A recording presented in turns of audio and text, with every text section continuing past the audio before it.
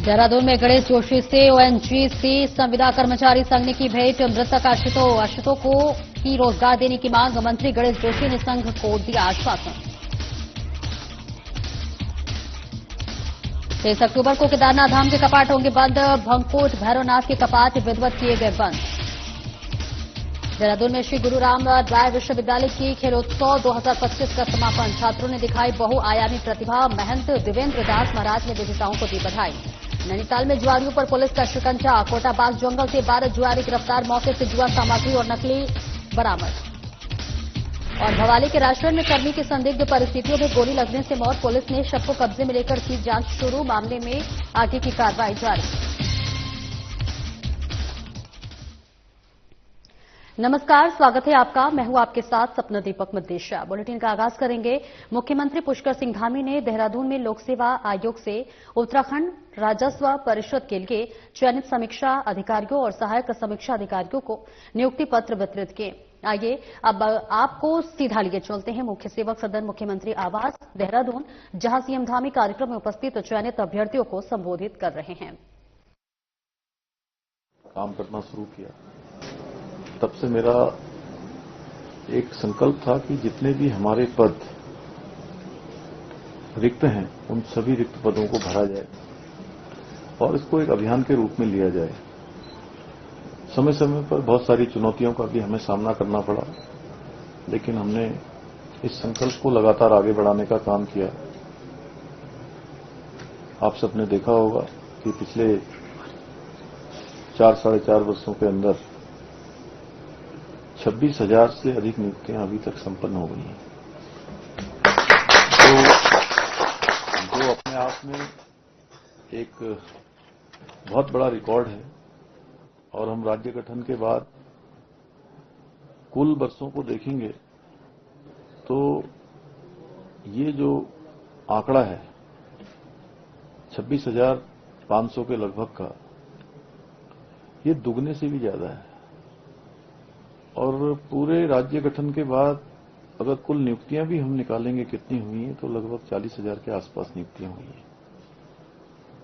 तो ये दुगने से अधिक का आंकड़ा है। पहले भर्ती प्रक्रियाएं पारदर्शी नहीं होती थी, समय समय पर उसमें शिकायतें आती थी। 2002 से अगर हम राज्य गठन के बाद देखेंगे तो पटवारी भर्ती का बहुत बड़ा घोटाला हुआ था। पौड़ी जनपद से उसकी शिकायत आई थी। तत्कालीन डीएम को भी उस समय हटाना पड़ा था। उसके बाद यूके SSSC के पेपर लीक हुए थे, उस पर भी बाद में जांच हुई और जो उसमें दोषी पाए गए उनको भी हमारी ही सरकार के समय में उनके ऊपर भी कार्रवाई की गई। और नकल माफिया हावी थे। 100 से ज्यादा नकल माफियाओं को हमने नकल के मामले में जेल भी भेजा। नकल का सबसे सख्त कानून भी यहां बनाया। पिछले दिनों एक प्रकरण हरिद्वार के एक परीक्षा सेंटर पर आया था। एक आरोपी जिसने किसी न किसी मंशा के तहत 12 प्रश्न उसमें से पेपर शुरू होने के आधे घंटे के बाद बाहर भेज दिए। मोबाइल कहीं मोजे के अंदर छिपा के कहीं ले गया था। लेकिन जैसे ही वो पेपर सोशल मीडिया में वायरल हुआ, हम लोगों ने तुरंत उसकी जांच करवाई, एसआईटी का गठन किया। और एसआईटी का गठन करने के बाद उस आरोपी को पहले ही पकड़ लिया गया। पुलिस ने पकड़ लिया, गिरफ्तार कर लिया और उसकी जांच भी हमने प्रारंभ कर दी। लेकिन कुछ कम्युनिकेशन गैप हुआ और हमारे छात्र युवा लोग धरने पर बैठ गए। उनको मैंने देखा कि गर्मी में, धूप में, बरसात में परेशान हो रहे हैं। मैं स्वयं वहां उनके पास गया और जो वो मांग कर रहे थे, हमने कहा कि आपकी जितनी भी न्यायोचित मांगे हैं वो मैंने आश्वासन दिया हम सब कर देंगे। सीबीआई की भी जांच भी कर देंगे और बाद में आयोग और जो एसआईटी थी उसकी जो जांच रिपोर्ट आई उसके आधार पर परीक्षा भी हमने निरस्त कर दी। कुछ लोग इसको अपना राजनीति के लिए इस्तेमाल करना चाहते थे और हमारे युवाओं को, छात्रों को बरगला करके उनके कंधों पर कहीं ना कहीं सवार होकर अपना उल्लू सीधा करना चाहते थे। जब मैंने सीबीआई कर दी तो मुझे कहने लगे कि आप युवाओं के आगे झुक गए। तो हमने उनको कहा कि युवा हमारे भविष्य हैं और उनके भविष्य को सुरक्षित करने के लिए हम किसी भी सीमा तक जा सकते हैं जो युवाओं के हित में होगा। हम इससे आगे भी जा सकते हैं। कोई भी ऐसा निर्णय हम ले सकते हैं जो हमारे युवाओं के भविष्य का निर्माण करने वाला है।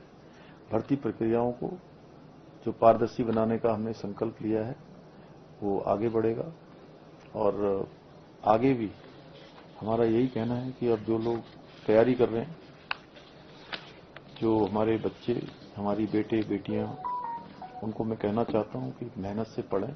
आप सबके माध्यम से आप सबको इतना मेरा बोलने का आप सबके समक्ष यह भी उद्देश्य था कि आप केवल 12 लोग नहीं हैं, 8, 5, 13 सिलेक्शन हुए हैं, एक शायद नहीं आए हैं, तो 12 लोग हैं। तो 12 लोग एक अच्छे सहायक समीक्षा अधिकारी और समीक्षा अधिकारी आप सब लोग बनने जा रहे हैं। आप लोगों ने स्वयं पारदर्शी तरीके से एग्जाम दिया है और इसीलिए ये प्रक्रियाएं इस प्रकार से हुई हैं कि अब सबको अवसर मिल रहा है। पहले के समय में अवसर नहीं मिल पाते थे, जिनके पास योग्यता, प्रतिभा, क्षमता होते हुए भी चयन का अवसर नहीं मिलता था, आज मिल रहा है। तो आने वाले हमारे जो लोग सरकारी नौकरियों में जाने का अपना सपना देखते हैं, उनके लिए भी आप लोग बहुत प्रेरक का काम करेंगे, उनके लिए भी आप एक उदाहरण बनेंगे।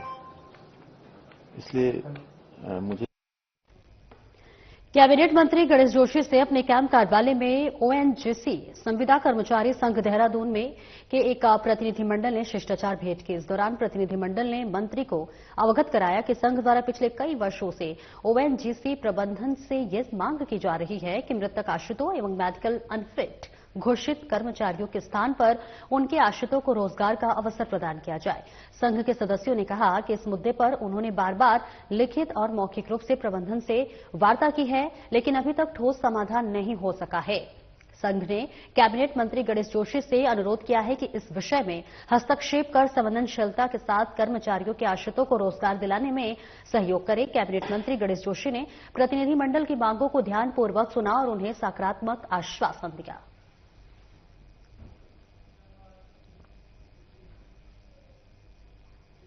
केदारनाथ धाम के क्षेत्र रक्षक भंकूट भैरवनाथ के कपाट पूजा अर्चना के बाद शीतकाल के लिए विधिवत रूप से बंद किए गए।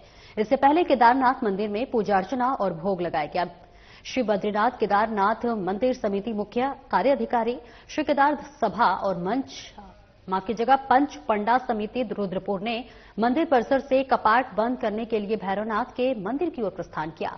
केदारनाथ धाम के पुजारी बागेश लिंग और तीर्थ पुरोहितों ने पूजा अर्चना संपन्न कर स्थानीय पकवानों और रोट का भोग लगाया है। हवन यज्ञ के साथ कपाट बंद की प्रक्रिया पूरी की गई है और इस अवसर पर बीकेटीसी मुख्य कार्याधिकारी विजय प्रसाद थापरियाल, बीकेटीसी सदस्य विनीत पोस्ती, केदार सभा अध्यक्ष राजकुमार तिवारी आदि मौजूद रहे।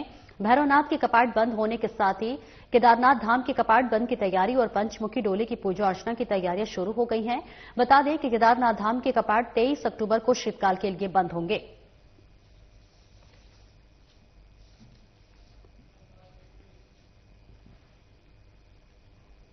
पर्यटन नगरी मसूरी में दीपावली पर्व की तैयारियां जोरों पर चल रही है। मसूरी के ऐतिहासिक लंढौर बाजार में धनतेरस के अवसर पर भारी भीड़ देखने को मिली और लोगों ने जमकर खरीदारी की। बाजार की दुकानों को सजाया गया है और लोग सोने चांदी के साथ ही बर्तनों और पटाखे की खरीदारी भी कर रहे हैं। व्यापारी रवि गोयल ने बताया कि दिवाली को लेकर लोगों में काफी उत्साह देखा जा रहा है और लोग जमकर खरीदारी कर रहे हैं और यही बर्तनों के साथ ही अन्य सामान भी देखने को मिल रहे हैं। स्वर्णकार अभय पवार ने बताया कि सोने चांदी के दामों में भारी उछाल होने के बाद भी लोग खरीदारी कर रहे हैं और चांदी के सिक्कों के साथ ही सोने के आभूषण भी खरीद रहे हैं। वहीं स्वर्णकार उपेंद्र पवार ने कहा कि धनतेरस के अवसर पर काफी पहले से तैयारियां की जाती हैं और जिस तरीके से लोगों की भीड़ उमड़ रही है, इससे लोगों में अपने पर्वों के प्रति उत्साह देखा जा सकता है। तक तो सुबह से देखा जा रहा है, कोई ज्यादा उत्साह नहीं है। मेरे को ऐसा लग रहा है थोड़ा कंफ्यूजन है दिवाली में 20 और 21, इसलिए लोगों को ये लग रहा है कि आज खरीदारी करें या कल करें। और एक सैटरडे होने की वजह से भी लग रहा है शायद थोड़ा सा लोगों को झिझक है बर्तन खरीदने में। बड़े लोग शगुन के लिए स्टील का लेते हैं, कांसे का लेते हैं, पीतल का सामान लेते हैं। अब लोगों के घर में सब कुछ तो अवेलेबल है, बस शौक के लिए नई नई चीजें देखते हैं। अगर कोई चीज पसंद आ जाती है तो ले जाते हैं। पूरी भीड़ लगेगी, बढ़िया होगा। आज और कल 2 दिन बहुत बढ़िया रहेंगे। मैं ये कहना चाहूंगा सभी मसूरी वासियों को धनतेरस एवं दीपावली की हार्दिक शुभकामनाएं मैसर्स परमार ज्वेलर्स की तरफ से। और मैं ये कहना चाहूंगा जो ये हमारा ये पर्व है दीपावली का, बहुत मनाया जाता है कि रामचंद्र जी अपने वनवास से 14 साल वनवास काट के अपने वापस आए थे, तो इसमें दीपावली प्रज्वलित की गई थी, दीप जलाए गए थे, बहुत ही हर्षोल्लास से मनाया जाता है। अब इसमें ये खरीद फरोख्त हम देखते हैं, सोने चांदी की बहुत होती है और भी सामान भी होती है, बर्तनों की भी होती है। तो जो रुझान इस बार देखने को आया है, थोड़ा सा प्राइस में हाइप आया है, बहुत तगड़ा हाइप आया है। ये प्राइस जो हाइप आया है हम भी समझ नहीं पाए इसको, लेकिन ये बहुत ही हाई लेवल पे चला गया। लेकिन खरीदारी में कहीं कमी नहीं है। मैं ये बोलूंगा लोगों पे पूरा जोश और खरोश है, ले रहे हैं लोग। ज्यादातर देखे जाए तो चांदी पे ज्यादा रुझान है लोगों का, क्योंकि कुछ तो ऐसा प्रेडिक्शन आता है जो आप उस पर देखते होंगे मोबाइल पे कि आपको इसमें दिन आज चेन लेंगे तो शुभ होगा, ये लेंगे तो शुभ होगा। सोने की खरीदारी भी अपनी जगह पे लगातार चली आ रही है। फिलहाल तो जो है गोल्ड ने एकदम से काफी ज्यादा स्पाइक लिया है, तो थोड़ा सा कम रुझान दिखा है कस्टमर्स का, क्योंकि एकदम मतलब जो 1,20,000 25,000 रुपए एकदम से भाव हो गया है, तो कस्टमर्स की खरीद से थोड़ा सा बाहर जा रहा है। बट फिर भी जो है धनतेरस के अवसर पर, क्योंकि शगुन माना जाता है सोना चांदी की खरीद, तो कस्टमर्स का रुझान थोड़ा सा आज हमें दिखा है। थोड़ा सा भाव में भी थोड़ी सी गिरावट दिखी है हमें आज। बाकी मूर्तियां, सिक्के वगैरह की जो खरीद है वो फिर भी कस्टमर कर ही रहा है, तो आशा करते हैं शाम तक जो है भीड़ ऐसी कंटिन्यूड रहे और ऐसी चलती रहे। संदेश तो हमेशा से यही है कि शुभकामनाएं सबसे पहले तो हमारी तरफ से सभी को, और संदेश हमेशा से यही है कि खरीदारी करते रहें और आपस में जो है अपना भाईचारा बनाए रखें। बाकी यही संदेश है। और एक छोटे से ब्रेक के लिए रुकेंगे, जल्द लौटते हैं।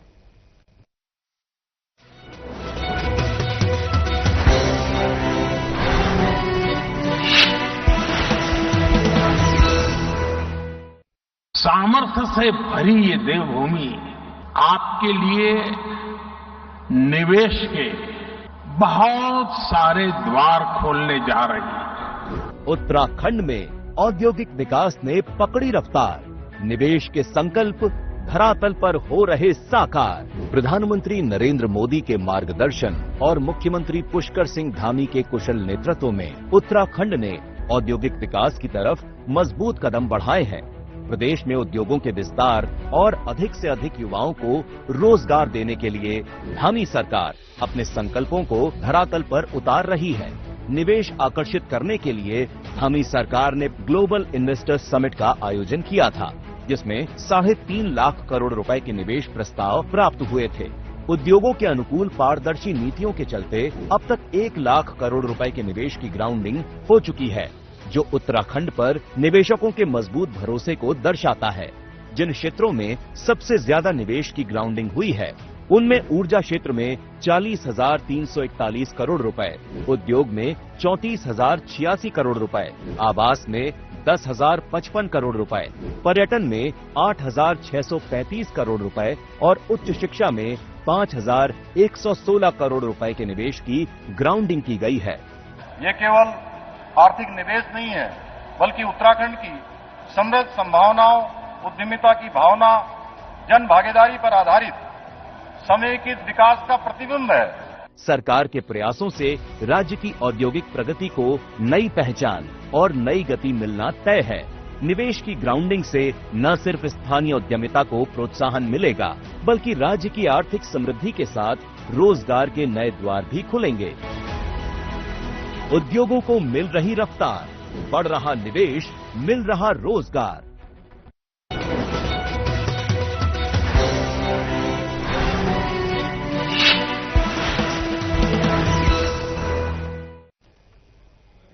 और ब्रेक के बाद एक बार फिर से स्वागत है आपका। खबरों में आगे बढ़ेंगे। श्री गुरु राम राय विश्वविद्यालय की वार्षिक खेल प्रतियोगिता खेलोत्सव 2025 का भव्य समापन हुआ। 6 दिवसीय इस खेल महाकुंभ में विभिन्न संकायों के छात्र छात्राओं ने कुल 21 स्पर्धाओं में भाग लिया और अपने उत्कृष्ट प्रदर्शन से दर्शकों को मंत्रमुग्ध कर दिया। उद्घाटन गणेश वंदना से हुआ, जिसमें छात्राओं की प्रस्तुति ने सभी का मन मोह लिया। म्यूजिक विभाग के छात्रों ने जोश और उमंग से भरे गीतों की प्रस्तुति दी, जिससे पूरा मैदान जय हो के नारों से गूंज उठा। श्री गुरु राम राय विश्वविद्यालय के चेयरमैन महंत देवेंद्र दास महाराज ने सभी विजेताओं, छात्र छात्राओं और खेलोत्सव के आयोजनों को सफल आयोजन के लिए बधाई और शुभकामनाएं दी। मुख्य अतिथि प्रोफेसर डॉक्टर प्रथपन के पिल्लई ने कहा कि खेल न केवल शारीरिक दक्षता का प्रमाण होते हैं, बल्कि यह अनुशासन, धैर्य और नेतृत्व जैसे मूल्यों की भी शिक्षा देते हैं। विश्वविद्यालय के रजिस्ट्रार डॉक्टर लोकेश गंभीर ने कहा कि 13 से 18 अक्टूबर तक चले इस आयोजन में छात्रों ने बहुआयामी प्रतिभा का प्रदर्शन किया और खेलों के माध्यम से विश्वविद्यालय की अनुशासनात्मक संस्कृति को और अधिक समृद्ध किया। खेलोत्सव 2025 के सचिव और विश्वविद्यालय के खेल अधिकारी सत्य प्रकाश जोशी ने खेल रिपोर्ट प्रस्तुत करते हुए कहा कि यह आयोजन केवल प्रतिस्पर्धा नहीं, बल्कि छात्रों के सर्वांगीण विकास का मंच था। समापन अवसर पर खेलोत्सव के चेयरपर्सन डॉक्टर पुनीत ओहरी ने आयोजन से जुड़े सभी प्रतिभागियों, फैकल्टी सदस्यों और छात्रों को आभार व्यक्त किया। इसके साथ ही खेलोत्सव 2025 ने यह स्पष्ट कर दिया कि श्री गुरु राम राय विश्वविद्यालय न केवल शिक्षा बल्कि खेलों में भी छात्रों को उत्कृष्टता की ओर प्रेरित करने के लिए सतत प्रयासरत है।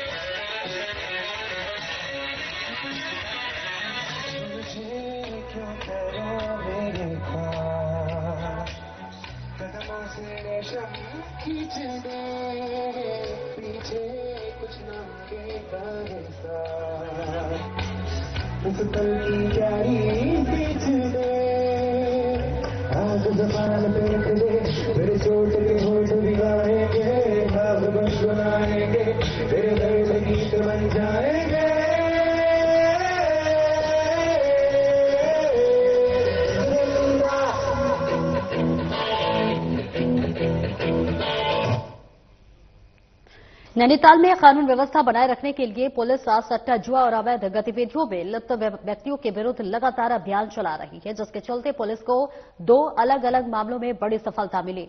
पुलिस ने जुए के अड्डे से 12 जुआरियों को गिरफ्तार किया।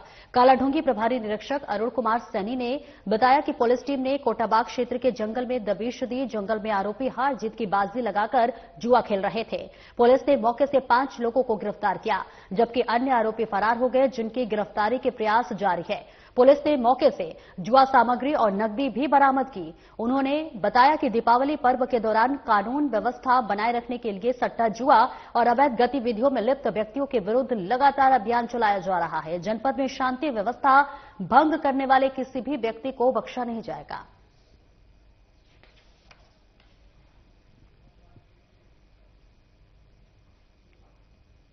रुड़की के श्यामपुर थाना क्षेत्र में हाईवे किनारे युवती की अधजली लाश मिलने से सनसनी फैल गई। मृतक युवती की उम्र 20 से 30 साल के करीब बताई जा रही है। सूचना मिलते ही एसएसपी प्रमेंद्र सिंह डोभाल और श्यामपुर पुलिस मौके पर पहुंची और शव को कब्जे में लिया। एसएसपी प्रमेंद्र सिंह डोभाल ने बताया कि फिलहाल युवती की शिनाख्त नहीं हो पाई है। शव काफी जला हुआ है, जिस कारण शव की शिनाख्त करना मुश्किल हो रहा है। उन्होंने कहा कि पूरे घटनाक्रम की सभी पहलुओं पर बारीकी से जांच पड़ताल की जा रही है। शव कब्जे में लेकर अस्पतालों की मोर्चे में रखवा दिया गया है। फिलहाल शव की शिनाख्त के प्रयास किए जा रहे हैं। जल्द ही मामले का खुलासा किया जाएगा। थाना कंट्रोल और 112 पर सूचना प्राप्त हुई थी। एक महिला की डेड बॉडी श्यामपुर थाना क्षेत्र के पास से एक अबैंडन प्लॉट में मिली है, जो आधी जली हुई है। और इसको तत्काल मौके पर हम सभी लोग पहुंचे हैं। सारे वेयरहाउस को चेक किया जा रहा है और इसमें निश्चित तौर पर ये हत्या करके बॉडी को डिस्पोज करने की एक प्रयास है। इसको पुलिस के द्वारा तत्काल संज्ञान में लेते हुए संबंधित थानों में जो डिलीट करते हुए इसका शीघ्र ही खुलासे के लिए हमारी विभिन्न टीमें जल्दी से ऐसे दोनों ही संभावनाएं हैं कि बॉडी यहाँ लाके जलाया जा सकता है या फिर यहीं हत्या करके जलाने का किया गया होगा। दोनों ही संभावना पर पुलिस विचार कर रही है और मुझे पूरा यकीन है कि जल्दी ही इस घटना को हम इसका खुलासा करेंगे। जो भी इसमें लोग इन्वॉल्व हैं, जो भी लोग इसमें सम्मिलित हैं, उनको शीघ्र अरेस्टिंग करके सख्त कार्रवाई।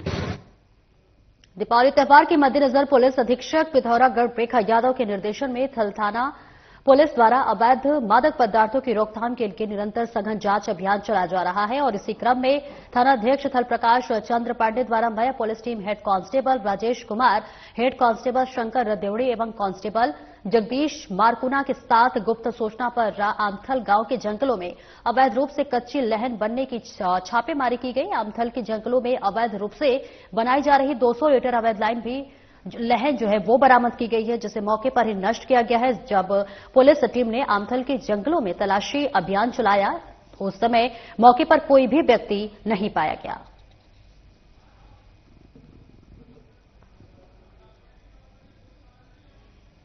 लक्ष्मण झूला थाना क्षेत्र अंतर्गत निर्माणाधीन कांच के पुल से नीचे गिरे दिल्ली के पर्यटक हेमंत सोनी का अभी तक गंगा में कुछ पता नहीं चला है। एसडीआरएफ लगातार सर्च ऑपरेशन चलाने में लगी हुई है। ऐसे में पुलिस ने भी हेमंत सोनी की तलाश करने के लिए अपने प्रयास तेज कर दिए हैं और इसी कड़ी में पुलिस ने गंगा के ऊपर ड्रोन उड़ाकर हेमंत सोनी को तलाश करने की कोशिश की। लक्ष्मण झूला से लेकर बैराज पुल और उससे आगे तक ड्रोन की उड़ाया गया। ऐसे में लेकिन हेमंत सोनी का गंगा में कुछ पता नहीं चला। लक्ष्मण झूला थाना प्रभारी संतोष पैथवाल ने बताया कि हेमंत सोनी की तलाश के लिए लगातार प्रयास किया जा रहा है। एसडीआरएफ की टीम जहां गंगा में राफ्ट से सर्चिंग अभियान चला रही है, वहीं पुलिस ने भी ड्रोन उड़ाकर गंगा में अपनी तीसरी आंख से नजर घुमाई, लेकिन गंगा में हेमंत सोनी का अभी कुछ पता नहीं चला। हेमंत सोनी को लेकर उसके परिजन काफी परेशान है। दिन ढलने की वजह से सर्च ऑपरेशन रोकना पड़ा है। कल फिर से सर्च ऑपरेशन चलाया जाएगा।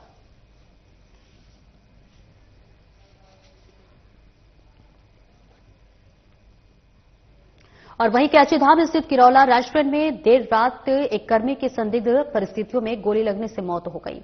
घटना की जानकारी मिलते ही पुलिस मौके पर पहुंची और शव को कब्जे में लेकर जांच शुरू की। एसपी सिटी जगदीश चंद्रा ने बताया कि बैताल घाट निवासी आनंद सिंह की गोली लगने से मौत होने की सूचना मिली।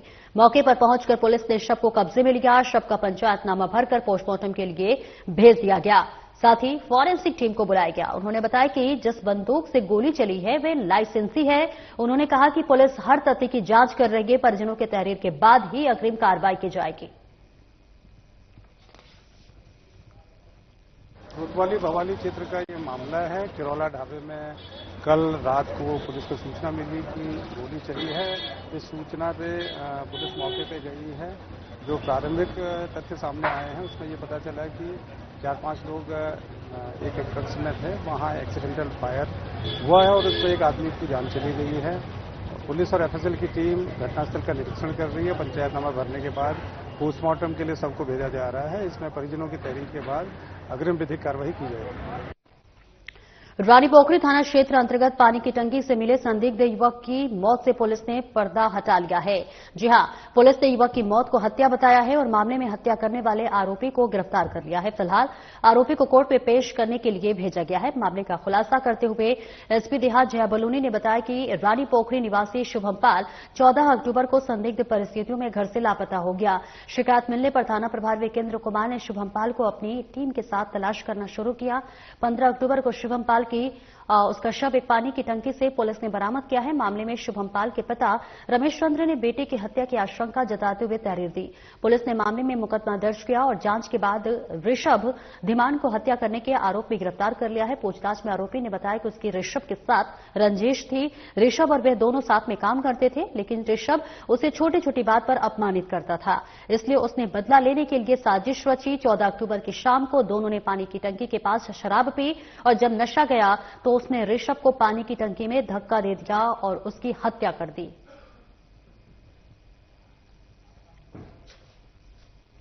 दिनांक 14 अक्टूबर को एक व्यक्ति द्वारा रानीपोखरी थाने में आकर अपने पुत्र शुभम की गुमशुदगी कराई गई, जिसके आधार पर उसकी तलाश जारी की गई। तो उस समय अगले दिन 15 तारीख को शुभम का शव शांतिनगर में एक पानी के टैंक में मिला और उसकी हत्या की संदिग्धता प्रतीत हो रही थी। इस कारण से एक टीम का गठन किया गया सीओ ऋषिकेश के नेतृत्व में और उसमें जितने भी गवाह थे उनके बयान लिए गए और साथ ही साथ इसमें जो सीडीआर हैं और जो सीसीटीवी है उनको देखा गया।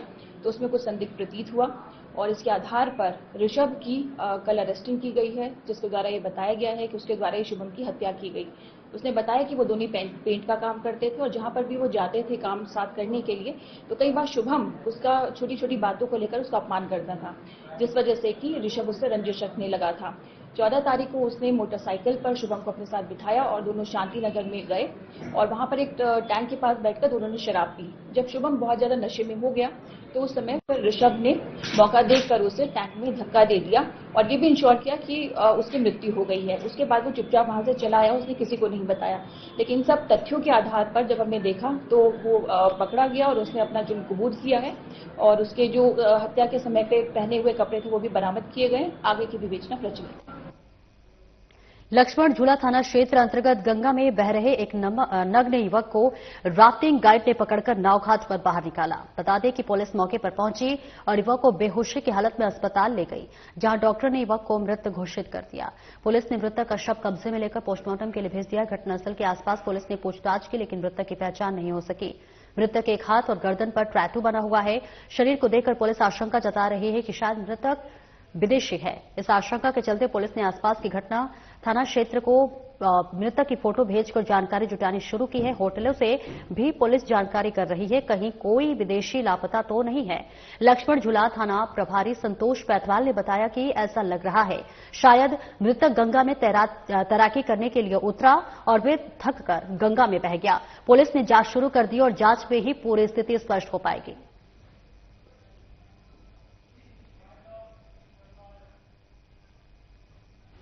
फिलहाल इस बुलेटिन में इतना ही। नमस्कार।